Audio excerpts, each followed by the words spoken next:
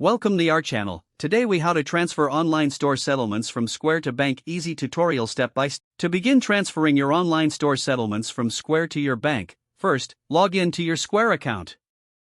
Once you're logged in, navigate to the dashboard. In the dashboard, locate the balance section, usually found on the home screen. Click on it to see your available balance and recent transactions. Next, find the transfer option, typically located in the upper right corner of the balance section. Click on Transfer to begin the process.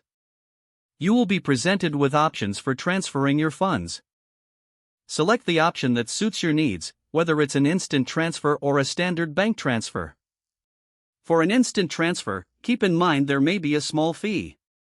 Ensure you have a linked bank account to proceed with the transfer.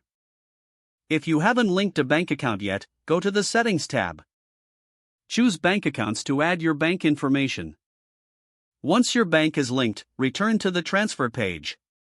Enter the amount you wish to transfer to your bank account. Review the transfer details carefully to ensure everything is correct. Click on the Confirm Transfer button to finalize your transaction. You will receive a confirmation message indicating your transfer is processing. Transfers usually take 1 to 2 business days to reflect in your bank account.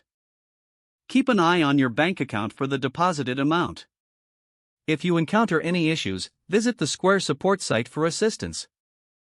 Now you're ready to manage your funds effectively.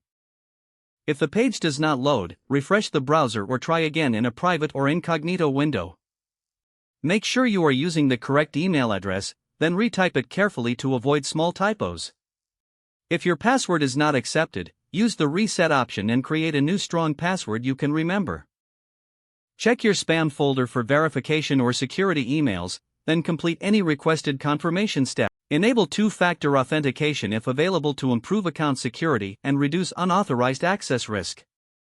After signing in, review your profile details so your contact information and settings are accurate and current. If you see an error message, note it down and try again after restarting your device and internet connection. Don't forget to like this video and subscribe to our channel for more step-by-step tech guides.